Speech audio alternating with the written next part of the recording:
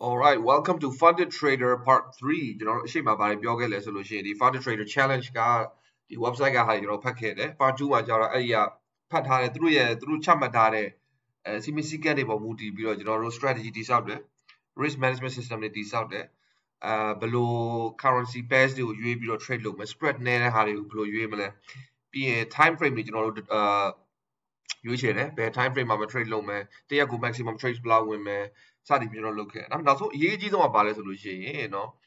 ဒီ trading psychology ဆိုတာတော့ဒီလုပ်ငန်းကိုဘယ်လို approach လုပ်မလဲဆိုတဲ့ဟာတော့အရင်အရေးကြီးတယ်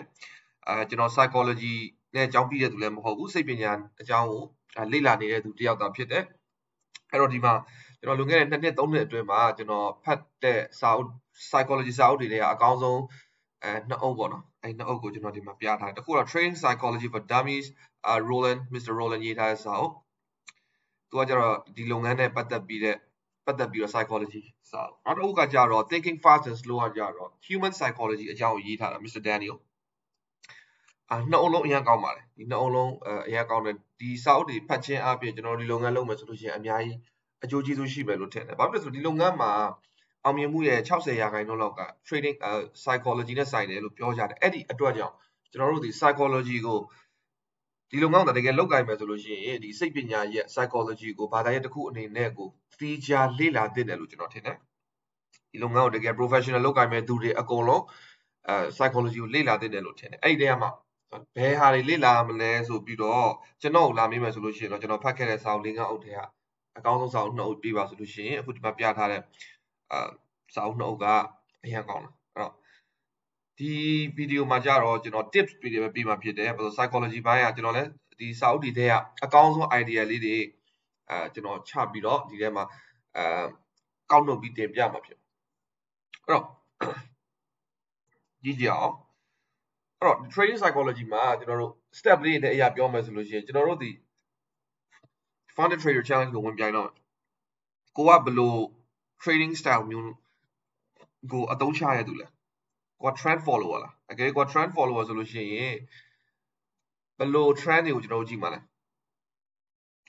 နော်ဘယ်လို moving average တွေသုံးတဲ့ trend follower လားဒါမှမဟုတ် Bollinger Bands တွေကိုအသုံးပြုတဲ့ trend follower လားဘယ်လို indicators တွေသုံးလဲနော်အကယ်သုံးတယ်ဆိုလို့ရှိရင်ဘယ်လို time frame မျိုးမှာ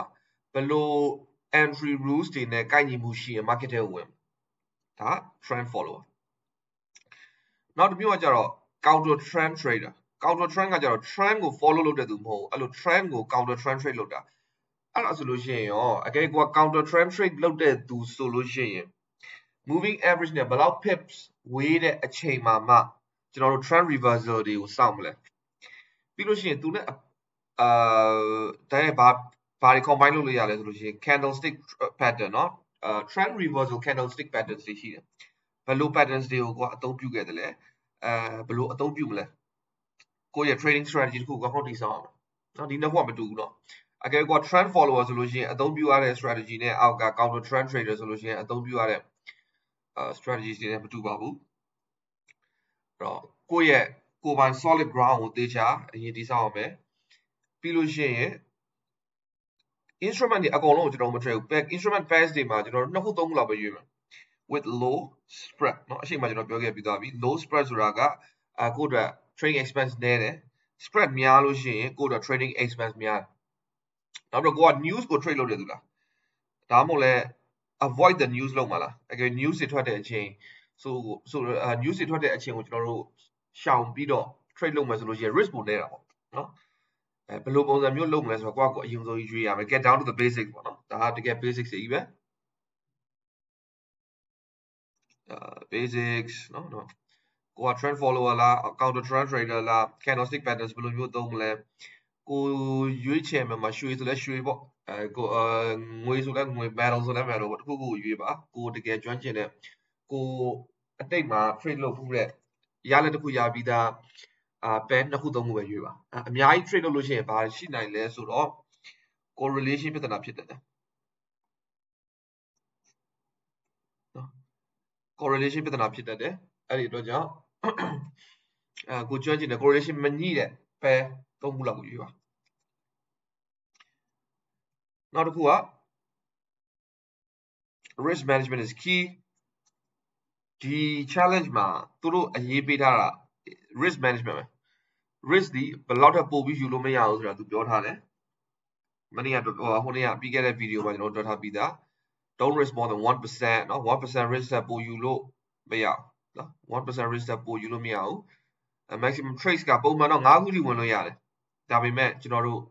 conservative let's be conservative 4ခုထိပဲကျွန်တော်စဉ်းစားပြီးတော့ go for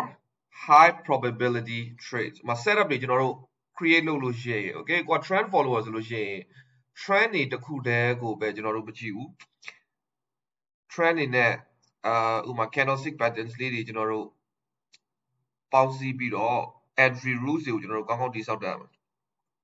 ဘယ်လို entry rules တွေတည်ဆောက်မလဲအကယ်၍ကိုက trend reversal trade လုပ်တဲ့သူဆိုလို့ရှိရင် reversal candlestick patterns တွေနဲ့အတူတူတွဲပြီးတော့ confirmation candle ပေါ်တဲ့အချိန်ကြာမှmarket ထဲကိုဝင်တာမျိုးဒီလိုမျိုးတွေလုပ်မယ်ဆိုလို့ရှိရင်ဒါဒီhigh probability rules တွေလို့ကျွန်တော်တို့ခေါ်တယ် always use a stop loss နော် stop loss အတော့မပြုတ်လို့မရပါဘူးကျွန်တော်တို့speculation နဲ့ investing နဲ့လုံးဝမတူ investing လုပ်တယ်ဆိုလို့ရှိရင်ကျွန်တော်တို့ရေရှည်ကိုကြည့်တယ်investing မှာဆိုလို့ရှိရင်ကျွန်တော် stop loss မသုံးပုံမှန်ဆိုလို့ရှိရင်speculation business မှာတော့ကျွန်တော်တို့ we always use stop loss ကိုထားတဲ့ stop loss ဒီလေဥပမာဆိုကြဆိုကိုကဒီ entry level ဒီလောက်မှဝင်တယ် we buy ပေါ့အခုဈေးကမတက်ပဲနဲ့ဈေးကျခဲ့သည်ရှိတော့ကိုထားတဲ့ကိုရဲ့ stop loss ဒီ equal to ကိုရဲ့ capital ကိုမှရှိတဲ့ capital เนาะ capital ရဲ့ 1% ပဲဆုံးရှုံးအောင်ကျွန်တော်တို့လုပ်ရမယ်အဲ့ဒါဘာနဲ့လုပ်လဲဆို position sizing နဲ့လုပ်တယ်เนาะပြန်ပြောမယ်เนาะအကယ်ကိုကဒီမှာဈေးဝယ်လိုက်ပြီအဝယ် order လေးဝင်လိုက်ပြီအကယ်၍ market ကဈေးမတက်ဘဲနဲ့ကျသွားခဲ့သည်ရှိတော့ကျွန်တော်တို့အောက်မှာ stop loss level ရှိရမယ်အဲ့ဒီ stop loss level ဒီကိုအကောင့်ထဲမှာထားပါ1000ရှိရဆို1000ရဲ့ 1% ဒေါ်လာ100ပဲဖြစ်ရမယ်အဲ့ဒီဒေါ်လာ100ဖြစ်အောင်လို့ကျွန်တော်တို့ contract size position sizing တက်တော့နော်ဆောင်းထဲမှာရေးတာ your job is to control the downside market will determine how much you get when you get ကျွန်တော်တို့ရဲ့အလုပ်ဒီဝယ်လိုက်လို့ဈေးမတက်ပဲကျသွားခဲ့သည်ရှိတော့ဘယ်လောက်ရှုံးမလဲဆိုတာကို to control the downside ဘယ်လောက်ရှုံးမလဲဆိုတာကိုကျွန်တော် control လုပ်ရမှာအကယ်ဈေးမကျပဲနဲ့ဈေးတက်ခဲ့သည်ရှိတော့ကျွန်တော်တို့ရမယ် profit amount ရဲ့ဘယ်အချိန်ရမလဲဆိုတဲ့ဟာကိုဘယ်သူက determine လုပ်ပေးမှာဆို market ကသူ့အချိန်နဲ့သူဆုံးဖြတ်လိမ့်မယ်ဒါလေးမနာဘူးလို့ရနော်ဟိုတေချာဖတ်ချင်တယ်ဆိုတော့စာအုပ်ထဲမှာတေချာသွားပြီးတော့နော်စာအုပ်ကို download လုပ်ပြီးတော့ဖတ်လို့ရတယ်ခဏချုပ်ပြောရမယ်ဆိုလို့ရှိရင်ဒီဟာတွေကအရင်ရေးကြည့်ပါတယ်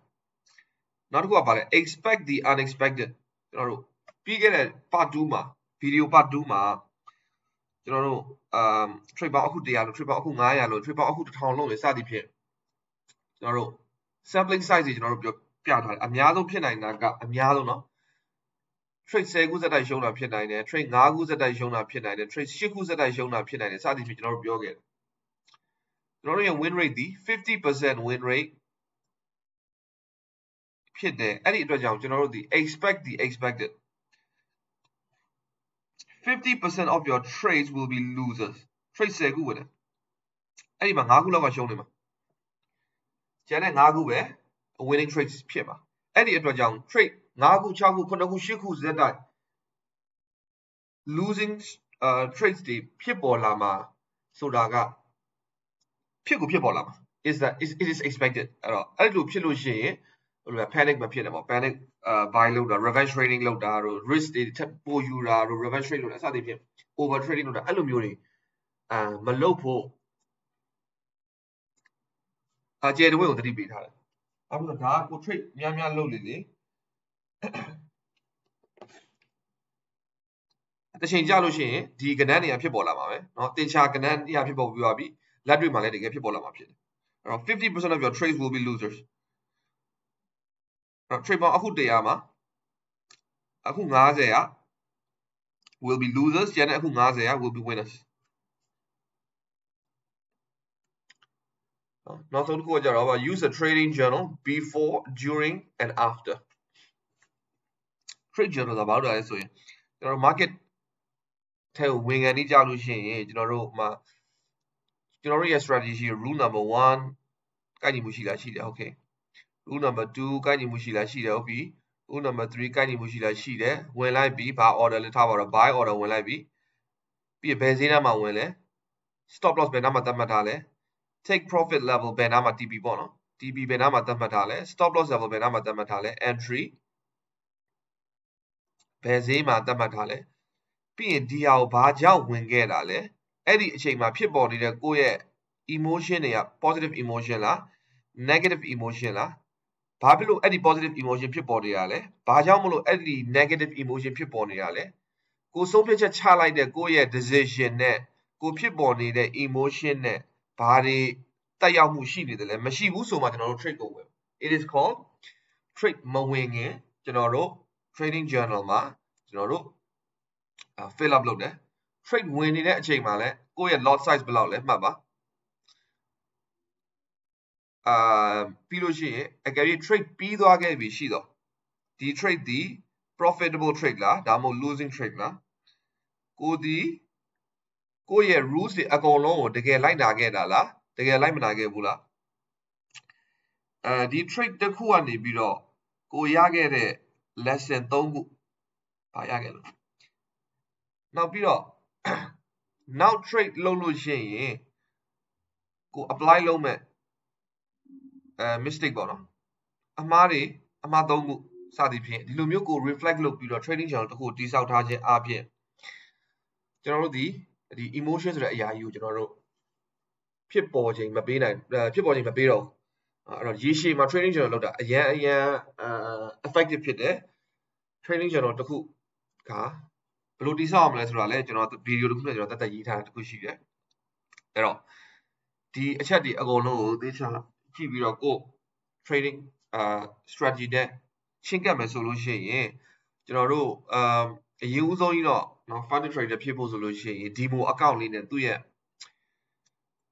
rules တွေအတိုင်း 10% နော် draw down 10% TP trade လုပ်ကြည့်ပါ trade လုပ်ကြည့်လို့ကိုယ့်ရဲ့ရည်မှန်းချက်တွေပြည့်မီပြီဆိုတော့မှသူတို့စီမှာပတ်စံသွင်းပြီးတော့ဒီ challenge ကိုဝင်ပြိုင်ပို့ပြီးတော့ကောင်းမယ်လို့ထင်တယ်ဒီဗီဒီယိုကအသင့်အတွက်အကျိုးရှိခဲ့ဆိုလို့ရှိရင်ကျွန်တော်ရဲ့ YouTube channel လေး subscribe လုပ်ပေးခဲ့ပါပြီးတော့မေးချင်တာသိချင်တာပြောချင်တာရှိတယ်ဆိုလည်း comment section မှာပေးခဲ့ပါဦးကျေးဇူးပါ